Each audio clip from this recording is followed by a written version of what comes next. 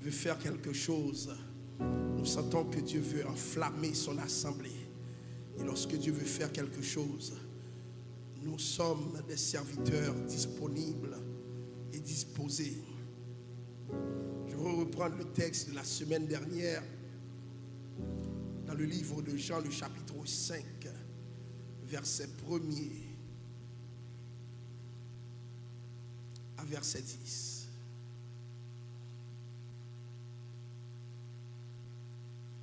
Jean, le chapitre 5. Après cela, il y eut une fête des Juifs et Jésus monta à Jérusalem. Or, à Jérusalem, près de la porte des brebis, il y a une piscine qui s'appelle en hébreu Bethesda et qui a 5 portiques. Sous ces portiques étaient couchés un grand nombre de malades, des aveugles, des boiteux, des paralytiques qui attendaient le mouvement de l'eau. Car un ange descendait de temps en temps dans la piscine et agitait l'eau. Et celui qui descendait le premier, après que l'eau avait été agitée, était guéri, quelle que fût sa maladie. Là se trouvait un homme malade depuis 38 ans. Jésus l'ayant vu coucher et sachant qu'il était malade depuis longtemps, lui dit: veux-tu être guéri? Le malade lui répondit: Seigneur, je n'ai personne pour me jeter dans la piscine quand l'eau est agitée. Et pendant que j'y vais, un autre descend avant moi. Lève-toi, lui dit Jésus, prends ton lit et marche. Aussitôt cet homme fut guéri. Il prit son lit et marcha. C'était un jour de sabbat. Les Juifs dirent donc à celui qui avait été guéri: c'est le sabbat. Il ne t'est pas permis d'emporter ton lit. Que la paix du Seigneur soit avec vous. Je vais vous parler ce matin d'une visite qui change tout. Une visite qui change tout. Certaines visites, bien-aimés, nous les avions provoquées. Certaines visites sont liées à notre assiduité. Certaines visites sont liées à la qualité des relations que nous développons avec certaines personnes. Mais ce matin, je veux vous parler d'une visite improbable, d'une visite inestimable et d'une visite qui change pour toujours l'histoire d'un homme. Or, il arrive que chacun d'entre nous, nous avons une histoire qui entoure notre vie. Chacun d'entre nous, nous avons quelque chose qui nous expose. Chacun d'entre nous, nous avons quelque chose qui dérange. Mais vous savez quoi? Lorsque le Seigneur passe, lorsque le Seigneur s'amène dans notre histoire, ça change durablement. J'aimerais que vous remarquiez cette histoire qui se construit avec un homme qui a 38 ans dans le même coin. Paradoxalement, le lieu s'appelle Bethesda, maison de la miséricorde. Mais on dirait que la miséricorde n'était pas pour tout le monde. Des fois, chers amis, nous vivons des situations où nous nous demandons: est-ce que Dieu nous a oubliés? Plusieurs personnes prennent pour acquis que par le fait qu'elles sont à l'église, qu'elles ont automatiquement droit à la bénédiction de Dieu. Or, dans la réalité, c'est que cette piscine ressemble à l'image de l'église. Combien de personnes sont logées à l'église sur un lit invisible? Il y a des personnes, même si vous les voyez ici, mais qui n'arrivent pas à décoller. Il y a des personnes, même si elles rient avec vous, mais il y a un témoignage dans leur vie, un témoignage persistant, un défi, un challenge qu'ils n'arrivent pas à relever. Il y a des personnes, si elles vous racontaient leur histoire, Vous vous demanderiez, mais est-ce possible qu'une personne, ça fait autant d'années qu'elle vit la même chose? Eh bien, chers amis, on a un homme qui, pendant 38 ans, connaissait la même histoire, vivait la même histoire. À un moment donné, la vie se présente devant nous comme une maudite répétition. Je ne sais pas si vous êtes arrivé de faire une leçon une fois, 2 fois, 3 fois. À un moment donné, vous vous dites, c'est pas possible. Je me rappelle, j'étais dans une retraite et puis le matin, j'ai vu qu'on a donné la patate pilée. À midi encore, patate pilée. C'était des Québécois. Le soir encore, ah non. J'ai dit, si c'est un médicament, je suis déjà guéri, s'il vous plaît, changeons le menu. Donc, je n'ai pas eu le choix que de prendre une voiture et puis d'aller chercher quelque chose ailleurs parce que ce régime était dérangeant pour mon corps. Rien que de voir la patate pilée et de pouvoir prévoir que ce sera de la patate pilée, c'était dérangeant. Hein? Les hommes qui aiment le riz, donnez-moi un amen ce matin. Ce serait moins dérangeant. Alors, revenons-en à notre message. De prévoir que c'est la même scène chaque moment. Alléluia. C'est difficile. Il y a des gens bien-aimés, c'est pour cela que dans nos églises, nous devons demander à Dieu de libérer sa grâce. Que l'église ne soit pas un lieu de stérilité, un lieu ordinaire, mais que la grâce de Dieu puisse se déployer parce qu'il y a des vrais problèmes. Il y a des gens qui ont besoin d'une délivrance parce qu'ils sont bloqués dans une répétition infernale. Le cycle ne change pas. Le parcours est prévisible. Je vais là, je vais là, je vais là. C'est toujours les mêmes choses. Tourner en haut de la ville, de la vie, faire du surplace, c'est quelque chose qui non seulement dérange, mais qui est surtout contraignant pour l'être humain. Personne n'aimerait évoluer dans un cycle interminable de choses mauvaises. Et pourtant, chers amis, dans le cas de cet homme, il a fallu 38 ans. Point besoin de vous dire, à un moment donné, sa situation a été accueillie par lui-même comme une normalité. Pour lui, c'est devenu normal. Et je vais vous dire quelque chose, ce qui est anormal, c'est quand l'anomalie devient normale. C'est quand la souffrance devient normale. C'est quand le désespoir devient normal. C'est quand on sait que rien ne va changer et puis on accepte le principe du statu quo, du non-changement. Chers amis, lorsque ces choses arrivent, c'est une épreuve pour l'être humain. 38 ans, je n'ai pas besoin de vous parler de la dépression de cet homme. Et, chers amis, à l'église, il y a beaucoup de dépressifs. Ce n'est pas parce que tu vois quelqu'un dans des activités régulières en train de sourire que cette personne ne cache pas une profonde dépression. Il y a des gens de nature réservée qui ne vont pas te dire qu'est-ce qui se passe. Mais dans le fond, ces personnes sont ravagées. Il y a des personnes, même si vous les voyez debout devant vous, mais qui sont carrément détruites, intérieurement déconstruites, déstructurées. Nous composons avec ces profils de personnes, ces réalités de personnes. Et c'est pour cela que l'une des choses que je demande à Dieu, à l'Église, c'est d'accorder sa grâce. Vous savez, cet homme, ne serait-ce que les années qui se déploient seraient carrément un invisible. D'abord, il arrive dans la Bible sans nom. C'est un anonyme. Et souvent, l'Église regorge d'anonymes. L'Église ne manque pas d'anonymes. L'Église est peuplée de personnes qui n'ont pas de nom. Pourquoi? Parce que leur situation est plus connue que leur personne. Leur réputation les précède. Et telle, c'est le symbole de l'échec. 38 ans. 38 ans de combat. mais 38 ans toujours là.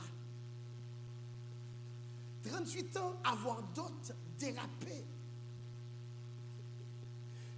Cet homme y est resté pendant 38 ans, c'est parce qu'il a vu d'autres se déplacer. Vous savez, ce qui est souvent difficile, c'est de voir le miracle pour les autres et ne jamais arriver le miracle pour soi. À un moment donné, tu te dis, Dieu m'a-t-il oublié? Dieu m'a-t-il oublié?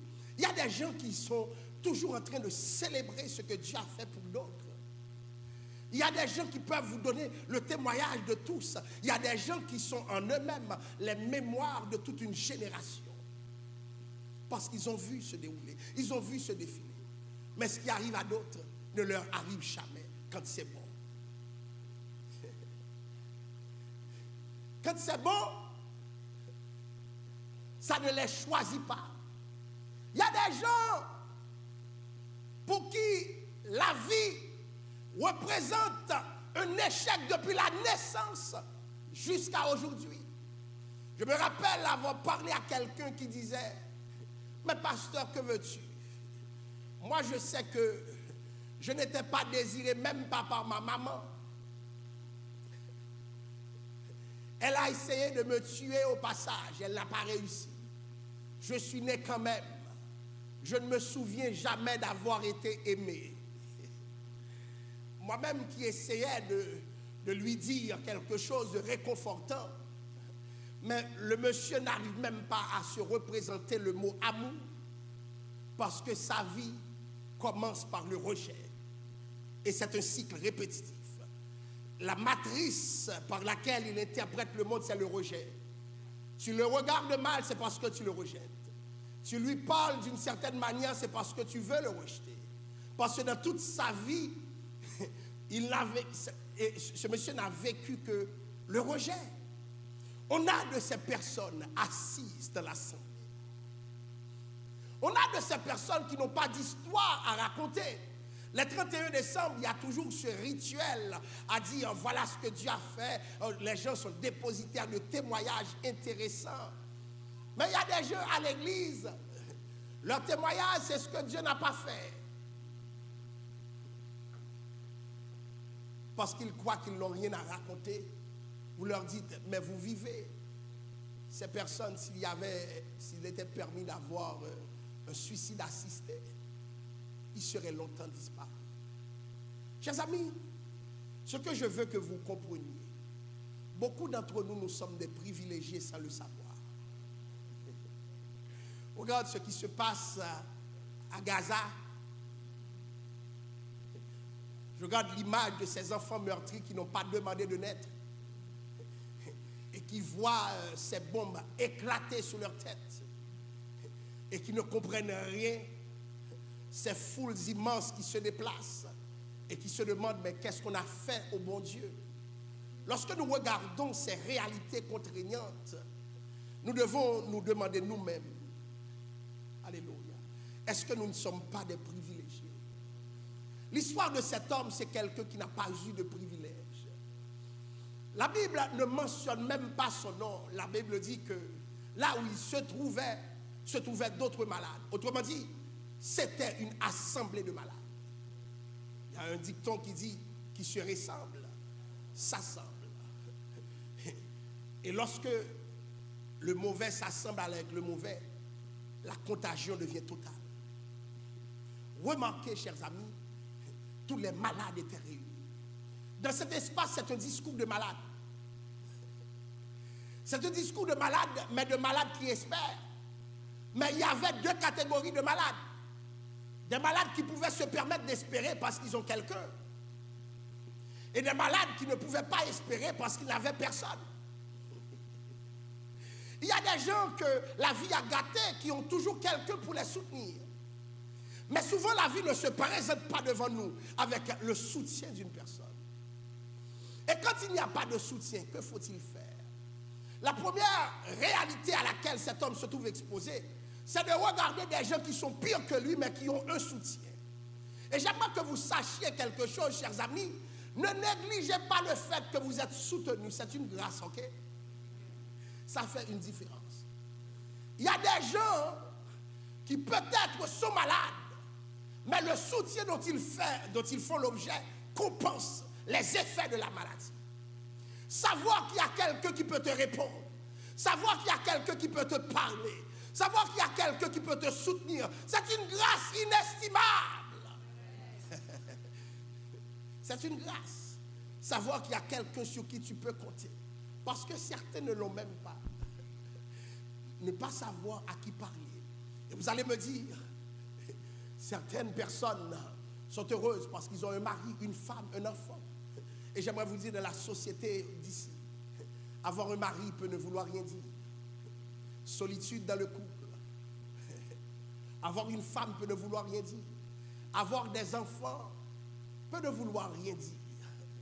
Il y a une forme de solitude pendant que nous avons une communauté.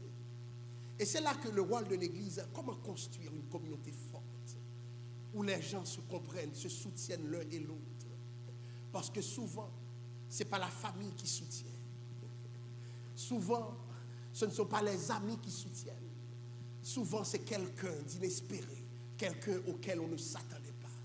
Cet homme voyait des gens pires que lui, mais avec un parrain. Imaginez-vous un parrain même pour les miracles. C'est bizarre ce que je vais vous dire. Souvent, nous sélectionnons même pour qui nous pouvons prier. Pour certaines personnes, nous serons beaucoup plus enclins à prier. Pour certaines personnes, nous serons plus enclins à être un soutien. Mais pour d'autres qui sont plus anonymes, nous souhaitons les ignorer. Certaines personnes, avant même qu'ils ouvrent la bouche, l'assemblée irait pour eux, se battrait pour eux. Mais d'autres personnes vont garder leur anonymat jusqu'à la tombe. Et c'est après, pendant l'enterrement, qu'on saura qu'il y avait un problème. Je ne sais pas si je vous ai déjà raconté cette histoire. L'un des hommes de l'église qui vivait très mal, et puis il avait peinturé l'église, il lui manquait un pied, c'était quelqu'un de très bon, tout le monde et dans son quartier le soutenait. Et puis le jour de l'enterrement, il arrivait que j'étais là, et puis j'ai regardé une série de voitures défiler. Dans ma tête à moi, ça ne peut pas être dans cet enterrement. Je suis tourné pour voir est-ce que c'est le bon lieu, la bonne place. Je suis allé demander. Lorsque j'ai vu, parce que ce n'est pas une voiture, deux voitures, mais c'était quelque chose. Ça, c'était la première étape. La deuxième étape, c'est les gens qui sont venus me parler de manière très articulée. Pasteur, on a de grandes personnes ici. Je souhaite que vous parliez français pour nous. On est en Haïti, là. Alors, c'est comme, je leur ai dit, et c'est le frère un tel, vous êtes venu dans cet enterrement? Oui, je suis sa sœur, oui, je suis son... Oh, tu fais quoi? Mais ces gens, où étaient-ils? Pendant que ce frère s'activait à faire des basses œuvres pour pouvoir manger. Il y a des gens, chers amis, méprenez-vous, même s'ils sont entourés, ils n'ont personne. Il y a des gens, même si vous voyez qu'auprès d'eux se trouve du monde, mais c'est pour vous tromper. C'est un effet de miroir. On a l'impression de voir que le monde les entoure, mais c'est ce qu'on appelle solitude dans la foule, solitude dans des réseaux très spéciaux. Et puis, pendant que je regardais les gens défiler devant, moi-même, je me suis dit, mais Seigneur, qu'il était malheureux. Vous savez, quand c'est plus grave, le manque de soutien, c'est lorsque tu sais que très bien certaines personnes pouvaient t'aider.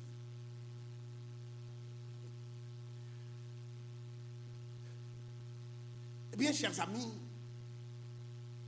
il y a des grâces que Dieu n'accorde. Alléluia.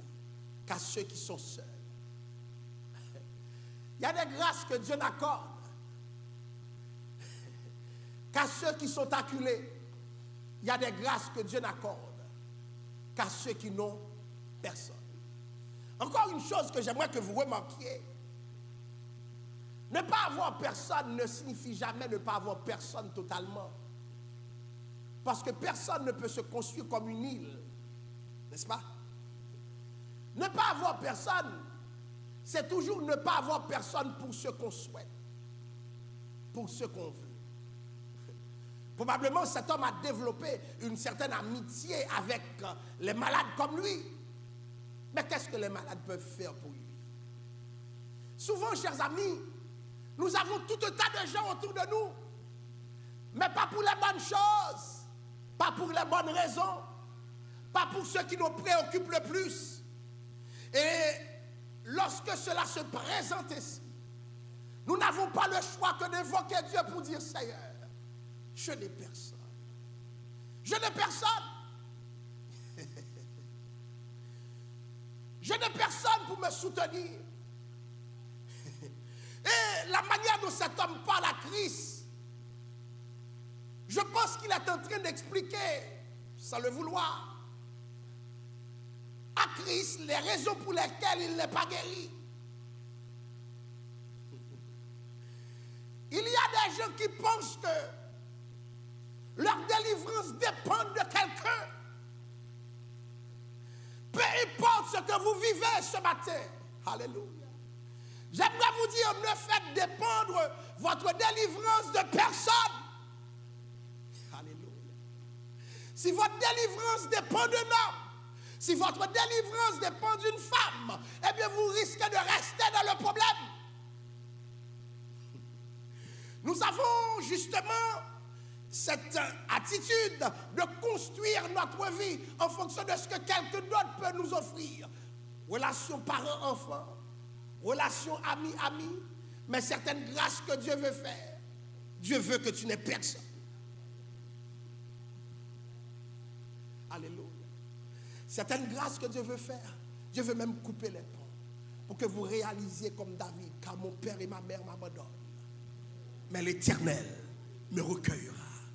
Oui, chers amis, certaines délivrances se font, mais tu n'auras personne. Parce que tant aussi longtemps que tu as quelqu'un, tu n'as pas besoin de Dieu. Est-ce que vous comprenez ce matin? Tant aussi longtemps que tu as quelqu'un, tu n'as pas besoin de Dieu. Et aussi longtemps que tu souhaites compter sur quelqu'un, pourquoi tu compterais sur Dieu? C'est ça le problème aujourd'hui. Nous souhaitons compter sur des gens, mais je vais vous dire quelque chose. Et si Dieu ne te donne pas le choix de la maladie, de la souffrance, de la douleur, de les calamités, Dieu veut que tu comptes sur lui et sur lui seul. Mais que c'est difficile.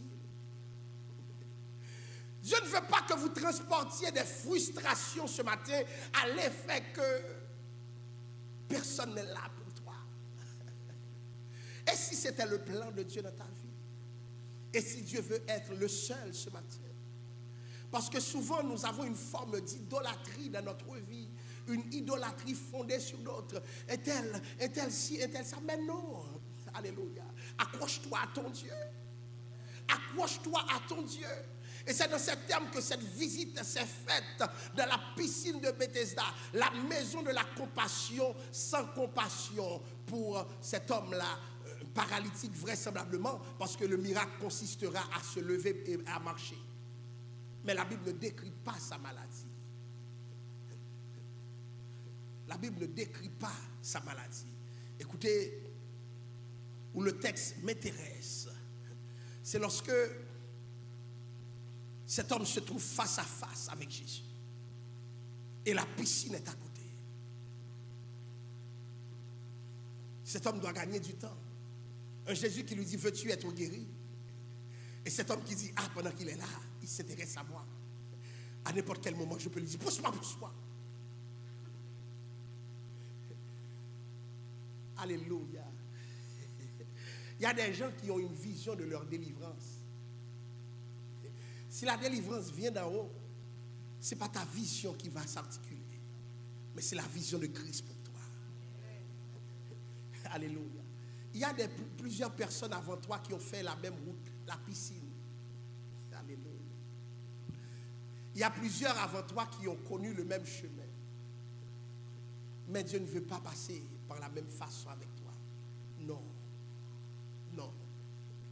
Nous sommes esclaves de certains modes opératoires. C'est comme ça que ça va se faire. Parce que c'est comme ça que je suis habitué. C'est souvent ce que la religion nous apporte dans la vie. De manière toute faite.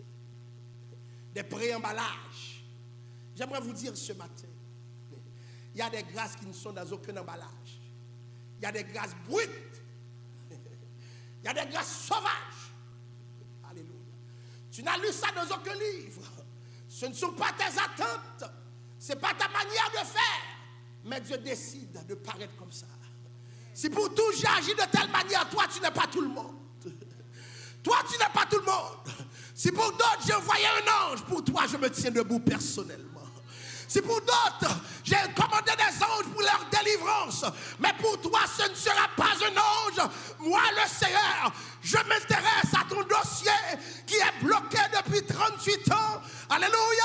Ça fait 38 ans que je te regarde sur cette terre. Et depuis mon éternité avant ta naissance, j'ai décidé de traiter ton cas autrement. Ce ne sera pas comme les autres. Et ce matin, je vous dis, alléluia, préparez-vous à une grâce extraordinaire, à une grâce différente, à une grâce qui ne ressemble à rien, à une grâce dont vous n'avez jamais entendu parler. Car Dieu change de méthode. Ce n'est plus la piscine, mais c'est Dieu directement. Ce n'est plus un homme, mais c'est Dieu. Ce n'est plus un ange, mais c'est le ciel. Alléluia. Toute grâce parfaite vient du Seigneur et il descend. Les méthodes ont changé. Alléluia. Alléluia. Maintenant, ça dépend de toi. Veux-tu être guéri? Alléluia. Quelle question? Quelle question? Veux-tu être guéri?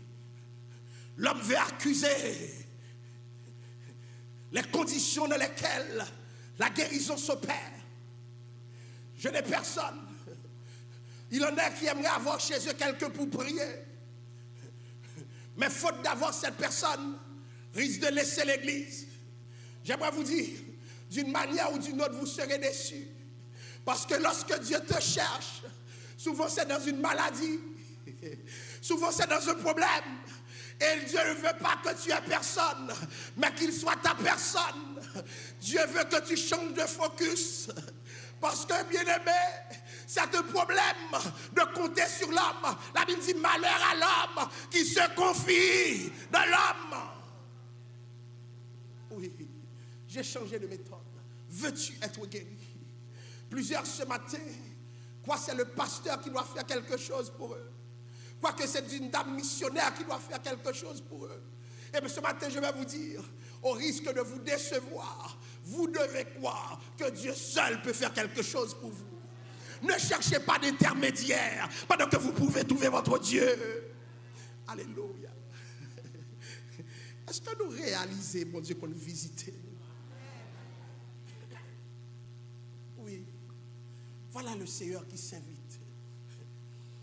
Celui qui commandait les anges a vu une anomalie de 38 ans.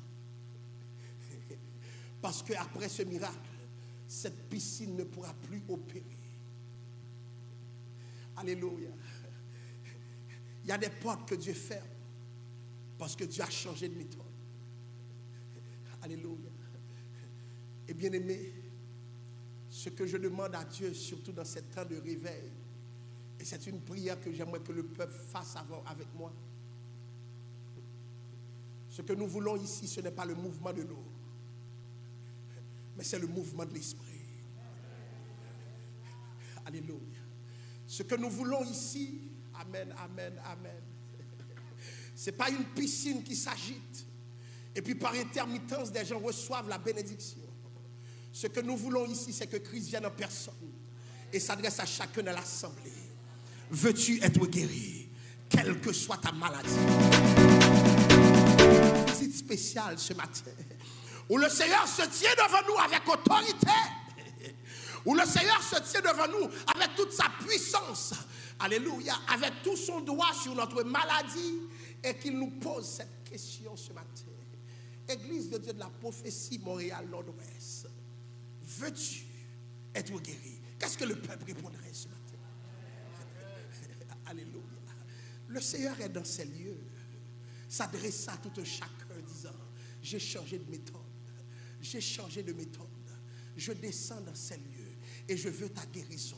Le Seigneur veut ta guérison, le Seigneur veut ton changement, le Seigneur veut que les choses prennent une autre allure dans ta vie. Mais est-ce que tu veux être guéri ce matin? Écoutez, le malade a fini de parler et Jésus va faire une déclaration. Lève-toi. Lève-toi. Combien de personnes, alléluia, combien de personnes ce matin dans ce temple, même debout, sont en train de dormir? Dans le nom de Jésus, je le déclare ce matin. Lève-toi. Lève-toi. Amen, amen, amen, amen. C'est pas le monsieur. Alléluia. C'est pas une question de volonté. C'est même pas le malade qui va décider en premier lieu. C'est une déclaration que le malade va endosser. Lève-toi. Une déclaration avec autorité. Une déclaration avec puissance. Une déclaration avec force. Une déclaration qui contient toute l'onction de Dieu. Une déclaration de celui qui a la plénitude de Dieu en lui. Lève-toi! Alléluia. Cet homme disait qu'il n'a personne. Mais il se retrouve devant celui qui crée les personnes. Car la Bible dit qu'en lui ont été créées toutes les choses qui sont dans les cieux et sur la terre. Et puis cet homme va recevoir l'ordre. Écoutez, passer 38 ans dans un contexte de paralysie, si on te demande de te lever, tu vas regarder pour dire, mais qu'est-ce que tu me dis là? Et c'est ce que je vous dis ce matin. Vous savez, quand Dieu paraît, alléluia, Dieu n'a aucun égard pour la science lorsque Dieu veut agir. Dieu n'a aucun égard pour certaines disciplines qui sont capables d'interpréter comment le corps humain fonctionne. Parce que le maître du corps, celui qui a formé avec la boue, est en train de faire une déclaration. Celui qui a dit faisons l'homme à notre image est en train de dire je vais guérir l'homme que j'ai fait à mon image. Je sais ce que personne ne sait. Je ne sais pas ce que tu vis. On t'a dit que c'est incurable, mais c'est un diagnostic qu'on a posé. Mais qu'est-ce que le diagnostic divin? Dieu change les diagnostics. Dieu change ce que les médecins disent. Dieu change, alléluia, ce que les spécialistes disent. Dieu change, alléluia, ce qu'on t'a dit à l'hôpital ne limite pas la souveraineté de Dieu. Il n'y a rien que Dieu puisse dire qu'il ne puisse accomplir en son temps. Après les 38 ans, Dieu a décidé de changer les choses. Je déclare ce matin à quelqu'un qui souffre depuis des années, le Seigneur change les choses.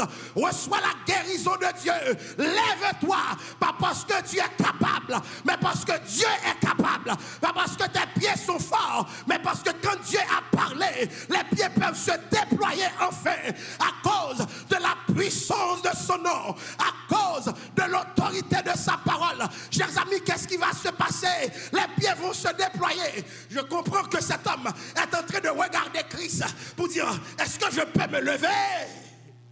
Alléluia. Ne te pose pas de questions. Alléluia. Si tu poses des questions, il y aura des délais. Ne provoque pas de délai dans ta vie. Dieu veut faire quelque chose. Lève-toi. Et j'ai compris, cet homme est en train de se lever. Le texte dit, prends ton lit. Mais bien aimé, vous allez comprendre. Quelqu'un qui est paralysé depuis des années, tu lui demandes le fardeau encore de porter son lit. Alléluia. Que l'homme se lève, c'est quelque chose. Mais quand il finit de se lever, il doit se courber encore. Alléluia. Pour prendre le lit du témoignage. Il y a des témoignages qui doivent être déplacés, chers amis. Ce lit, c'était le témoignage qu'un homme peut rester 38 ans. Ce lit maintenant devient le témoignage qu'après 38 ans, Dieu peut guérir un homme. Après 38 ans, porte le témoignage. Il y a des témoignages que tu dois porter dans ta vie. Ne laisse pas le témoignage. Marche avec ton témoignage. Souviens-toi où tu étais. Est-ce qu'il y a des gens qui songeaient, qui sautaient? Y a-t-il du monde qui se souvient d'où ils venaient? Y a-t-il du monde qui savent ce que Dieu a fait pour eux? Y a-t-il du monde qui se rappelle de leur situation? C'est un témoignage, c'est un lit que tu portes. Partout où tu passes, ton lit est avec toi. Le témoignage des humiliations, le témoignage des déceptions, le témoignage de ta faiblesse, le témoignage, alléluia, des oublis, le témoignage des rejets. Tu portes ce témoignage. Maintenant tu en marches fier. Si le lit était un symbole de déficit, si le lit était un symbole de maladie, de faillite, maintenant le lit est un symbole d'espoir de ce que Dieu peut faire. Est-ce qu'on connaît mon Dieu qui a changé Kabanou matin?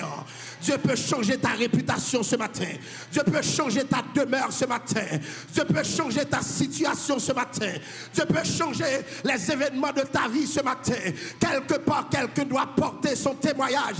N'est pas honte du passé, mais porte fièrement le témoignage pour que lorsqu'on te voit, des gens disent voilà ce que Dieu a fait. Pour que des gens disent oui, Dieu a fait pour lui de grandes choses. Parce que certains connaissent la couleur de ce lit, certains connaissent l'état de ce lit, certains connaissent, oh alléluia, la situation de ce lit. Maintenant ils voient le lit avec un homme debout droit, parce que Dieu ne fait pas les miracles à demi. Dieu ne va pas te demander de marcher et tu marches de manière comme paralysé. Dieu ne va pas te demander de marcher et que tu marches comme avec une canne, mais tu vas marcher avec l'autorité de Dieu, parce que alléluia, ce que sa bouche a dit, sa main l'accomplira. Il y a des choses que Dieu fait, bien-aimé. Nous ne savons pas comment, nous ne savons pas pourquoi, mais Dieu l'a fait. La grâce nous a visités. Que le Seigneur visite cette église ce matin. Que le Seigneur visite cette église ce matin. Que le Seigneur visite cette église ce matin. Alléluia. Que les gens se lèvent avec leur témoignage puissant. Leur témoignage puissant. Les médecins avaient dit le contraire, mais Dieu a fait grâce. Dieu, alléluia. Cet homme est en train de paraître. C'est le nouveau moi. Ce n'est plus l'ancien moi. Ce n'est plus le paralytique. Mais c'est l'homme guéri. C'est l'homme sauvé. C'est l'homme régénéré. C'est l'homme transformé. Parce que Jésus m'a visité. Le Seigneur ne visite jamais en vain. Alléluia. Toi qui n'as pas d'espoir ce matin, vous êtes en train de parler. Aussitôt, l'homme fut guéri. Aussitôt. Aussitôt. Alléluia. Quelle autorité. Est-ce que vous savez que le Seigneur a encore cette autorité? Qui croit que le Seigneur a encore cette autorité? Amen, amen, amen. Est-ce que l'assemblée croit que mon Dieu a cette autorité? J'entends juste quelques amen. Est-ce que l'assemblée croit que le Seigneur a encore cette autorité? Alors lève-toi. Est-ce que tu crois que l'assemblée, dans l'assemblée que le Seigneur a cette autorité? Lève-toi, lève-toi. Lève-toi. Alléluia. Lève-toi à cause de cette autorité. Alléluia. Je ne sais pas s'il y a des gens qui ont un lit quelque part. Le lit de la honte. Le lit du désespoir. Alléluia. Le lit de l'échec. Je te demande de faire le geste, de prendre ce lit. Dis à Dieu de le transformer par la foi. Prends ce lit. Dis à Dieu de le transformer. Alléluia. Il y a des choses dans ta vie. Quand les gens le savent, ils parlent mal de toi. Tu n'es même pas encore arrivé. Alléluia. Ta réputation te précède. C'est un lit. Amen, amen, amen. Alléluia. Accepte de porter ce lit par la foi. Prends ce lit par la foi et marche par l'autorité de Dieu. Alléluia. Alléluia. Lève-toi. Lève-toi. Lève-toi. Est-ce que l'Église croit dans cette parole ce matin? Lève-toi. Pour ceux qui souffrent ce matin, lève-toi. Le but de la visite ce matin, lève-toi. Le but du mouvement de l'esprit ce matin, lève-toi. Alléluia. Lève-toi. Lève-toi, lève-toi, lève-toi, lève-toi. Que rien ne t'arrête, mais que le Seigneur opère dans ta vie.